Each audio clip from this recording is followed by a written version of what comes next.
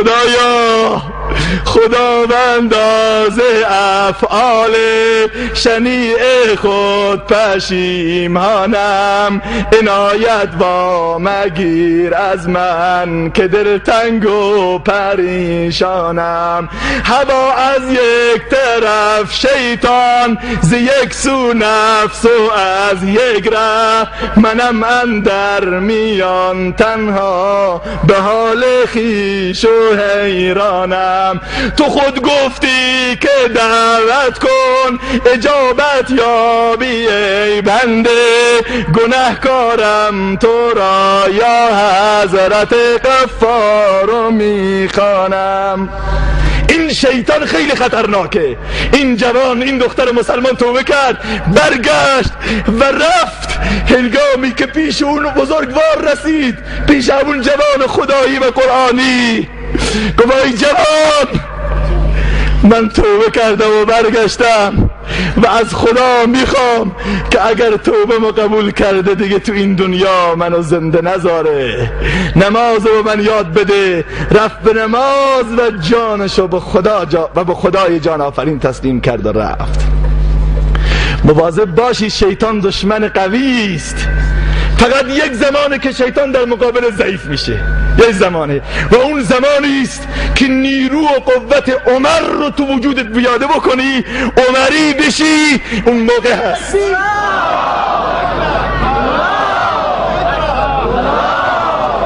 که پیامبر چه فرمود؟ والذی نفسی بیده، قسم به اون ذاتی که نفس من محمد در دست اوست، ما لقیتک الشیطان ضجا الا سلک ضجا غیر ضجک. به خدا قسم عمر، من رسول الله قسم یاد میکنم که هرگاه شیطان متوجه بشه که عمر از این میلان میاد، 70 کوچه راهشو دور میکنه. نفس عمری، قلب عمری، روح عمری، تکبیر میزنی وقتی عمر رو میگی، ولی این تکبیری باید انقلاب عمری ایجاد کنه.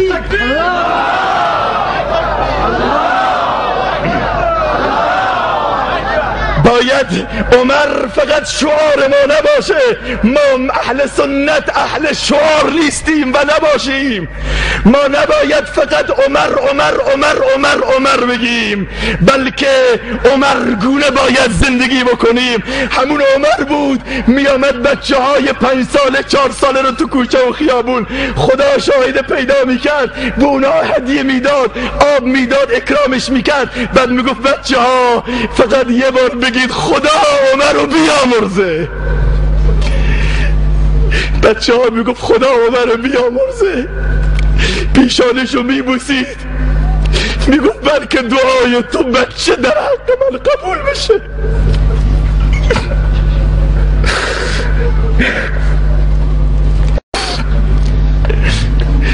دعای خودم که نه، دعای توی بچه 5 ساله رو بلکه خدا قبول کنه.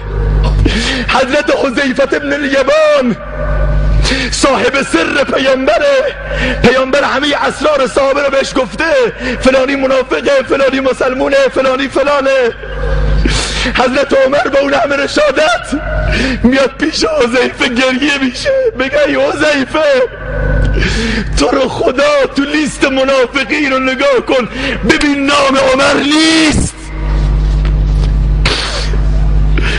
یاد ایامی که ما فرمان روایان داشتیم، در طریق موگیری رهنمایان داشتیم، عاملان تیزگام و نیک رایان داشتیم.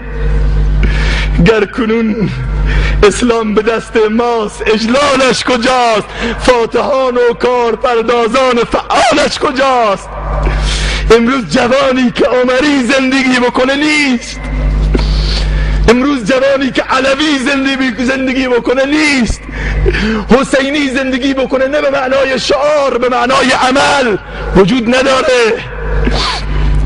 که همه رذائل رو بکشه، شیطان رو نابود بکنه، هوا و نفس رو کنترل بکنه و برگرده بیاد به سوی خدا و مردانه با عمر بیعت کنه. بیاییم عمرگونه زندگی بکنیم، نه در حد شعار.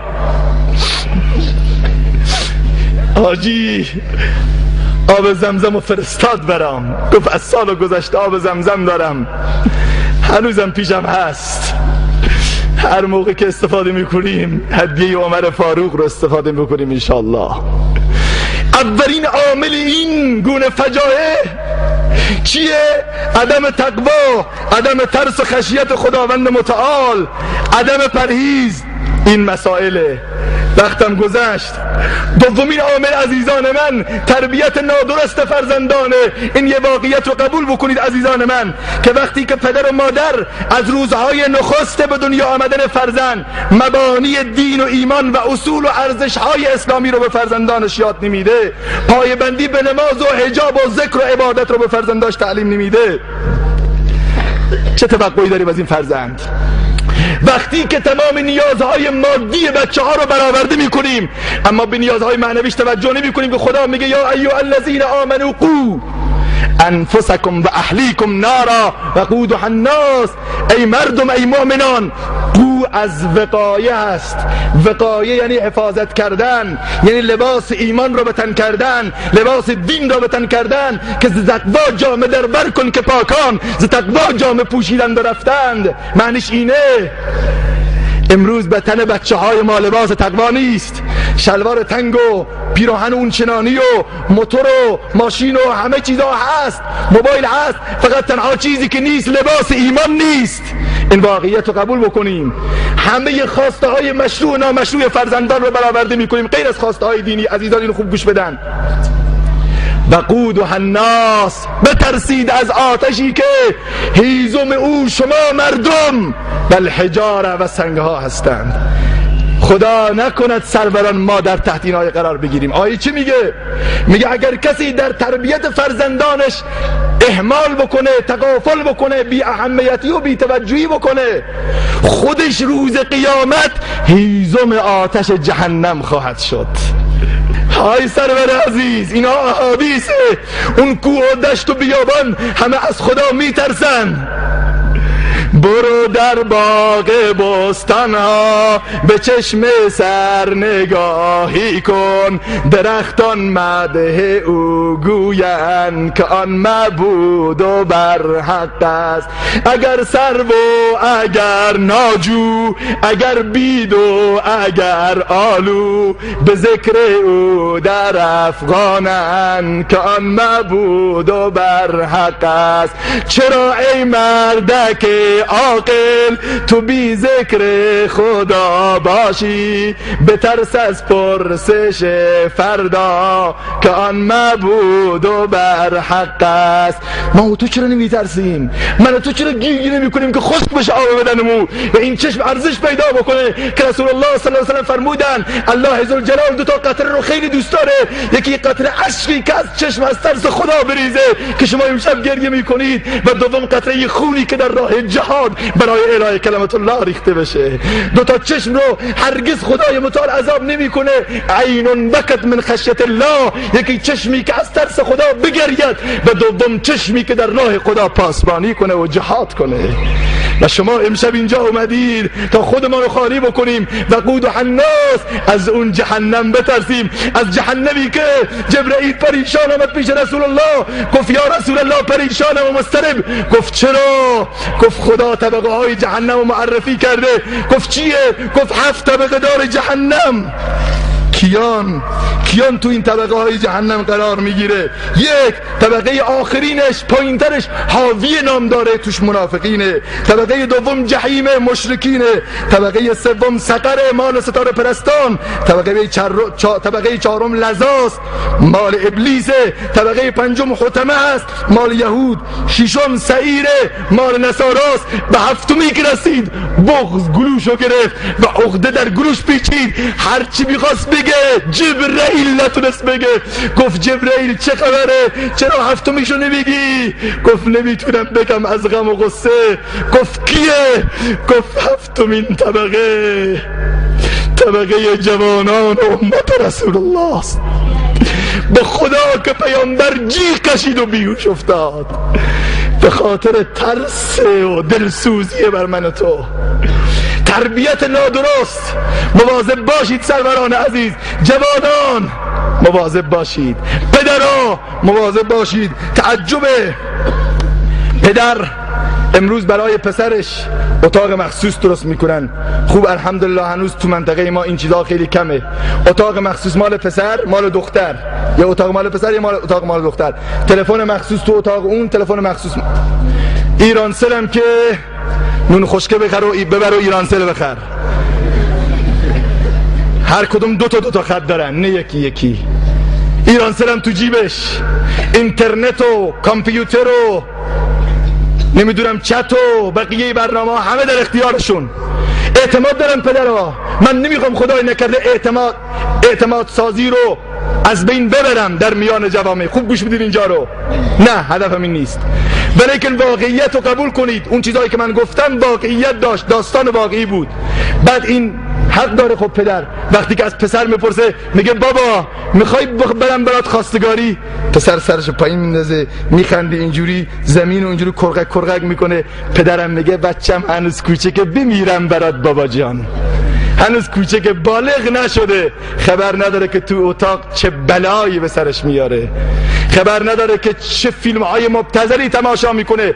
از اون طرف دختر که اصلا پدرها حرف نمیزنن، دختر ما خجالتی اصلا حرف نمیزنه.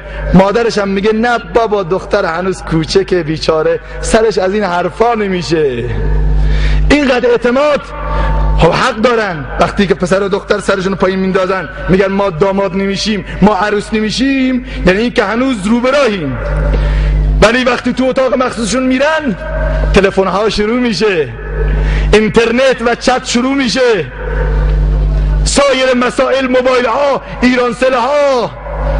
تو تاجرآباد آی پدرها خط میده. بعضی بچه‌ها میگن بابا ایرانسل بخر، من فقط تو شهر سر کار فقط زنگ میزنم. نه، تو تاجرآباد الان خط میده ها. خیلی ارزون شده. شما شاید نخرید، مهم نیست. هر روز نون خشکاتون یاد کنید. اگه هر روز دید نون خشک نبود بفهمید ایرانسل اومده تو خونه. ولی استفاده صحیح بشه، اشکال نداره.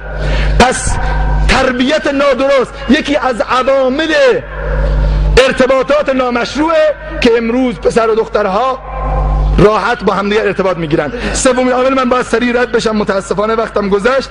سومین عامل وسایل ارتباط جمعیه. تلویزیون ماهواره است، موبایل که من عرض کردم خدمت شما، و فیلم های مبتذل و بازم کامپیوتر. متاسفانه جا دارد با عنوان تأسف عرض بکنم واقعا که تلویزیون ما هم با وجود این که بسیاری از خوبی ها رو داره، مثل تلویزیون های امارات و دولت های خلیج بی حجابی و بد حجابی نداره، البته غیر از فیلم های خارجیش که بی حجابه، متاسفانه عامل رواج بیبندوباری و ارتباط بین پسر و دختر است.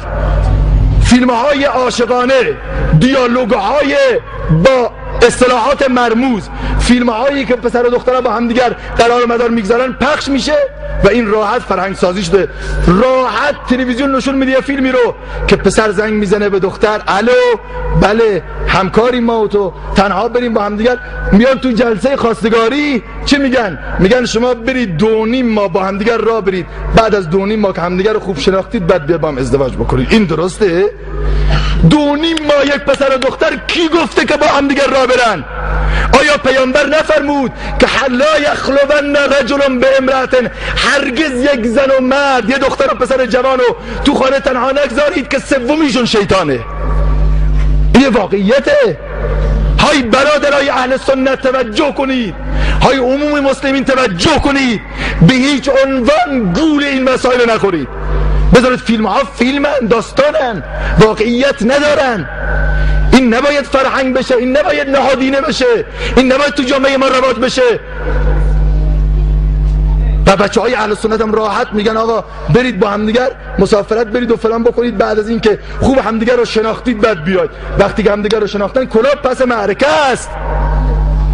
بسیاری دیده شده تو جوامع خود ما، جوامع ایرانی ما، که رفتن با همدیگر 1 و 2 ماه بعد آمده گفته من دخترتو نمیخوام. 2 ماه باش بوده، استفاده نامشروع کرده، حالا مثل دستمال کاغذی انداخته پیش پدر و مادرش. این واویلاست. تلویزیون به نظرم باید برنامه های اسلامی رو ترویج کنن، فیلم هایی که اعتقادات ما رو ریشه در اعتقادات داشته باشه، اعتقادات اسلامی رو نهادینه بکنه. هرگز اجازه ندن پسر و دختر غیر از در حد معارفه که فقط بشناسن همدیگر رو. این چطور شناختنیه که با یک لحظه تلفنی همدیگر رو پیدا میکنن ولی نمیشناسن 3 ماه بعد با همدیگر باشن که همدیگر رو بشناسن؟ این چه حرفی است؟ این چه منطقی است؟ های برادرها توجه کنید، هر کس به خواستگاری دختر شما میاد بگین دختر ما همینه، ما حق نمیدیم بدون عقد، بدون ازدواج، بدون نکاح دست بدیم تو دست پسر. یالا که ما میخوایم بریم بشناسیم 100 سال سیاه نشناسید. حیثیت بعضی از افراد رو زیر سوال بردن. ما چنین فرهنگی رو نمیخوایم. متاسفانه یکی از عوامل ترویج این ارتباطات نامشروع تلویزیونه و فیلم های عاشقانه و این دیالوگ های مرموزه که ما هیچ اعتقادی به اونها نداریم. اعتقاد ما بشنوید حضرت عایشه است، حضرت فاطمه است. آیا من سوال میکنم حضرت علی رفت 3 ماه با فاطمه ماه عسل که فاطمه رو بشناسه؟ هرگز چون این چیزی نیست. آیا پیامبر با حضرت عایشه چندین وقت رفتن که همدیگه رو بشناسن؟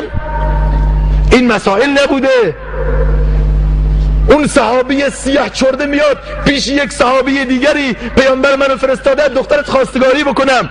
میگه تو سیاهی، تو مال نداری، تو پول نداری، من دختر رو بهت نمیدم. دختر از داخل خانه صداشو میشنوه میگه پدر، کسی که رسول الله فرستاده سر و جانم فدای رسول الله صلی الله علیه و سلم. صلوات ندو فرمایید. عامل چهارم که من همین 2 عامل رو بگم تمام کنم. عامل چهارم دوستان نابابه. همون گفتم ای فغان از یار ناجنس، ای فغان همنشین نیک جویید ایمان، می رود از سینه ها در سینه ها، از ره پنهان صلاح و کینه ها. های برادر توجه کن، دوست ناباب خطرناکه. به خدا قسم همین چند وقت پیش یه جوانی هنوز با من ارتباط داره تو شهر میشینه، جالب صحبت میکرد. آمد پیشم، تعداد عزیزان تو پذیراییم بودن، تو گوشم صحبت میکرد، میگفت فلان این مشکل خوردم. گفتم چیه؟ میگفت من یه دوست دختر داشتم، متاسفانه 5-6 ماهی باهاش بودم، خوب از آب در نیامد. گفتم خوب از آب در نیامد یعنی چی؟ گفت مثل این که چند تا دیگه هم داشته. گفتم تو حالا فهمیدی؟ اینها بابا هتلن، نه دوست دختر، هتل 7 ستاره اونم که هر شب پذیرای یه مهمانه. تو اشتباه گرفتی. گفتم خوب ادامه بده. گفت که اینو ول کردم، بعد یه پسری دوست داشتم، گفت آقا اونو ول کن بیا یه دوست دختر دیگه برات میدم. گفتم مثل این که برات جفت کفش میخره ها.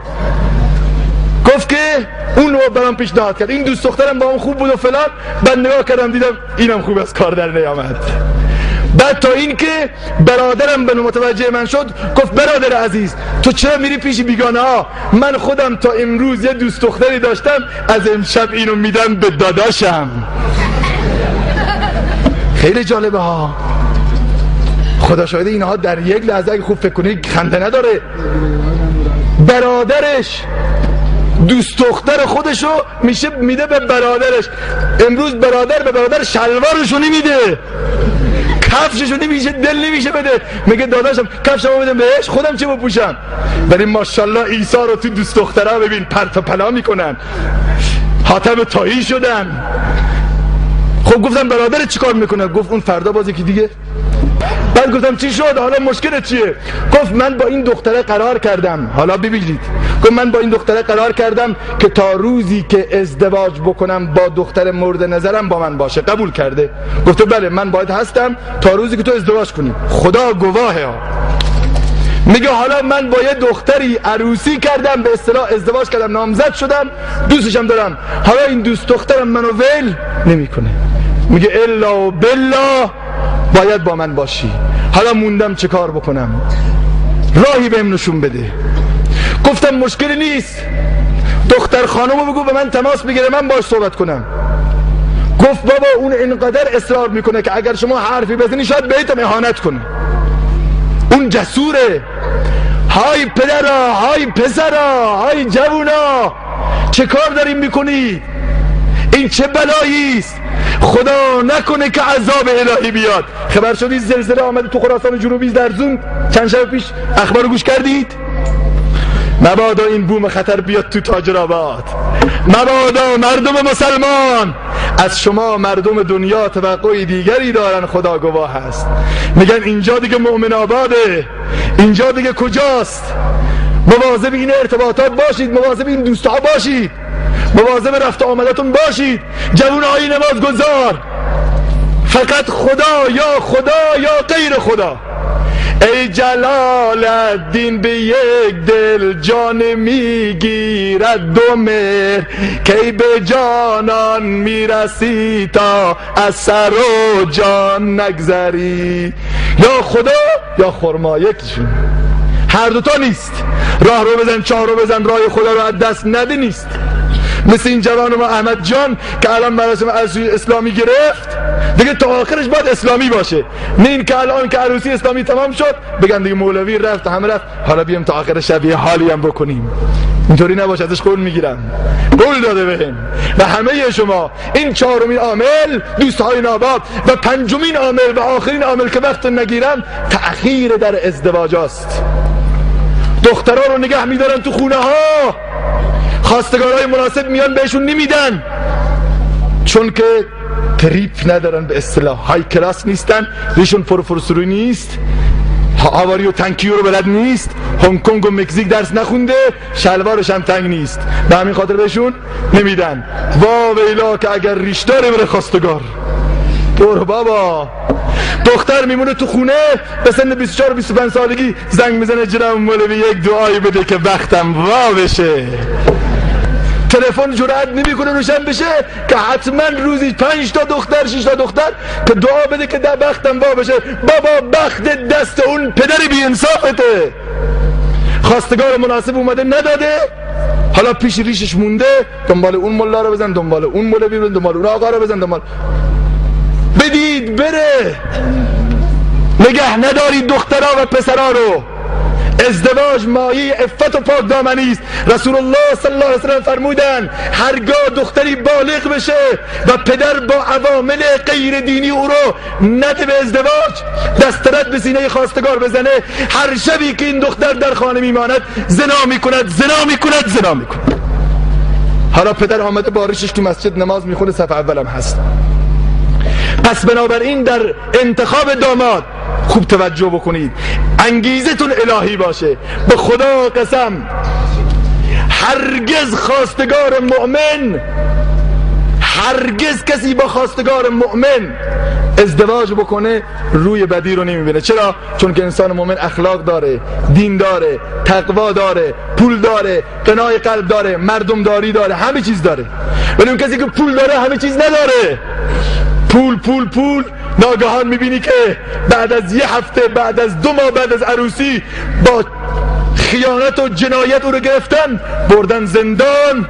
دختر عروس خانم دم بخت بعد بره در زندان، چه بلاها و مکافاتی بکشه تا به ملاقات مردش بره.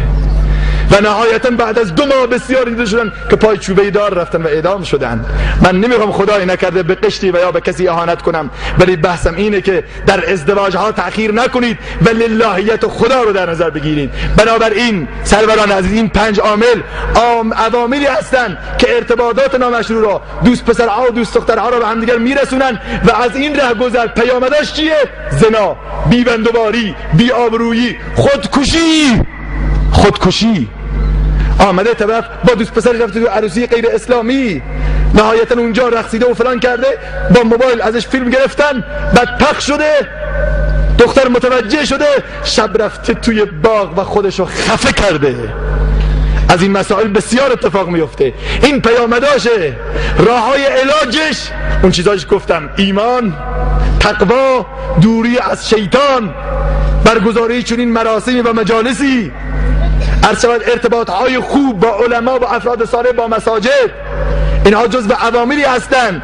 ازدواج سریع، دخترها رو نگه نداشتن، جزو عواملی هستند که این مسائل رو کاهش میدن. لذا جوانان تاجرآبادی، عزیزان من، نور چشمان من، به خدا همونطور که اول گفتم شما رو اونقدر دوست دارم که حاضر نیستم شما رو ترک کنم و دوست دارم همش کنار شما باشم، خدمتگزار شما و کفش شما روی سر ما جا دارد. نبینم در تاجرآباد عروسی غیر اسلامی بشه. حق ندارید روز قیامت مسئولی در پیشگاه خدا و رسول که امروز به خاطر یه دوست نابابی که بگه آقا چه خبرته دیگه یه شب میخوایم حال بکنیم بیایید عاقبت خودتون رو برباد کنید. احمد جان نارویی، خداوند به جان و مال و به جوانیت برکت عنایت بفرماید. بلند بگید آمین. خدای متعال همونطوری که نقطه نخست زندگیش رو با کلام خدا آغاز کرده، خدای متعال هم همواره برکت دین و قرآن رو در زندگیش پیاده بفرماید و الله ذوالجلال روز قیامت من، ایشون و شما رو در کنار عمر فاروق محشور بفرماید. روز قیامت هر کسی در دست دارد نامه‌ای، ما نیز حاضر میشویم عمر فاروق در بغل.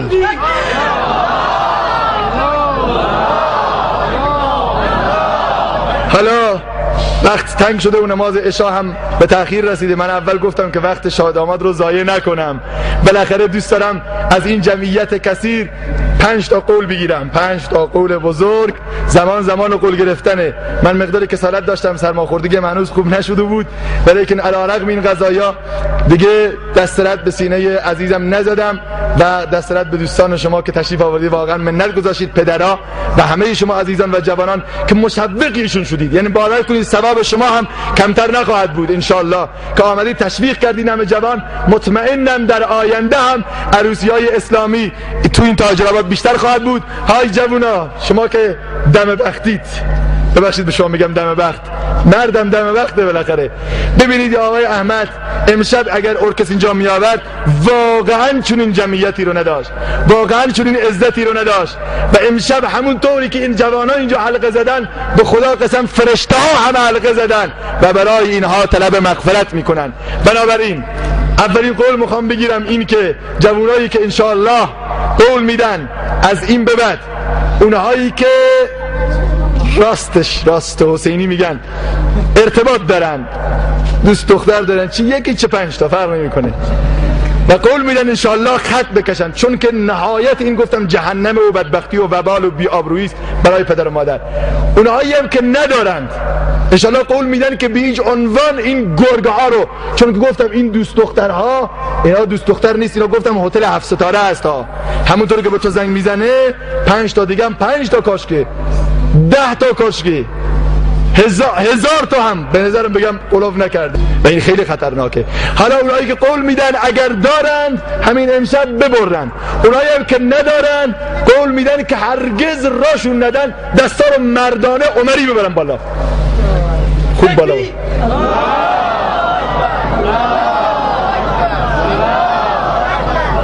ماشاءالله پیرمردان دستاشو بردن بالا. نه شما نکنید دوست پیرزل دارید انشالله که تو ریست. اینها برای تشویق جوونا دست بلند بردن. دومی قول، جوانهایی که انشالله قول میدن به هیچ عنوان و تحت این شرایطی نماز فرض و قضا نکنن، مردان هر کجا که هستن دستا رو ببرن بالا. قول دادید های جوونا، قول دادید ماشاءالله. سومی قول، من وقت شما رو زیاد نگیرم، جوانهایی که قول میدن انشالله ریشه ساز و ارکستر رو در منطقه تاجرآباد بکنن و عروسی ها رو اسلامی بکنند، اونجایی که تا دستتون برمیاد معتمدین و ریش سفیدا هم دستا رو برن بالا انشالله. ماشاءالله همتون قول دادید انشالله. چهارمی قول و اونی که کسانی که دوست ناباب دارن با دوستان پس فطرت و بیدین و بینماز ارتباط دارن و امشب قول میدن که دوستهای ایمانی انتخاب بکنن انشالله، دستا رو برن بالا. میرن چند نفره؟ ماشاءالله احسنتم، دست ها مثل گل هم میرن بالا. و پنجمین قول خصوصی هست و اون از جوانان عزیزم که میخوان تازه داماد بشن تو منطقه تاجرآباد. همه که نمیخواد داماد بشید، اونهایی که یه بار زن گرفتن لطف کنید، بالاخره باز البته زن دوم جایزه، ولی خب از ترس دیگه جرئت نمیکنیم بگیم جایزه، ولی اونهایی که میخوان داماد بشن، چه حال زن دوم چه زن اول کار نداریم و میخوان عروسی رو اسلامی بگیرن انشالله تو همین محیط و همین فضا با جذابیت بیشتر، اونها ببینن دستا رو بالا. میرن چند نفره؟ همتون داماد میخواد بشید؟ بعض خدا به اشتها نداد امشب. انشالله که خداوند متعال قبول بفرماید، بر این جمع شما بیفزاید. عزیزان ما در جلسه اعتکاف هم نوشتن از جوانان قول بگیرن نماز بیان و جلسه اعتکاف هم روزهای پنجشنبه یعنی شبهای جمعه است. انشالله این قول میدید جوانها که در جلسه اعتکاف شرکت بکنید. انشالله یک جلسه دستا رو بالا. انشالله این قول اگر اینها بیان فردا تو مسجد هم جا نمیشه، ولی انشالله که قولهاشون قول مردانه باشه. انشالله موفق و مؤید، پیروز و سربلند باشید. تا آخر جلسه بشینن عزیزان که مراسم کنفو طلاب حفاظ مسجد النبی هست. انشالله رزمیکارای شما خودتون میخواد انشالله اینجا نمایش بگذارن، تشریف داشته باشید، موفق و مؤید باشید. همه تون فقط در آخر دعا بکنید که خدایا این برادر عزیز ما آقای احمد نارویی و خانواده عروس خانم را موفق و مؤید و پیروز و سربلند و کامیاب بگردان. و خدایا این جمعی که میشم اینجا تشریف دادن در پناه خودت اینها را حفظ بفرما. خداوندا برکات خودت را بر این جمع نازل بفرما. خدایا تاجرآباد را به حرمت کلام خودت مؤمن آباد بگردان. خدایا رذائل اخلاقی را از میان جامعه ما بردار، مفاسد اجتماعی رو نابود بفرما. و خدایا این مسجد النبی را مرکز علوم اسلامی بگردان.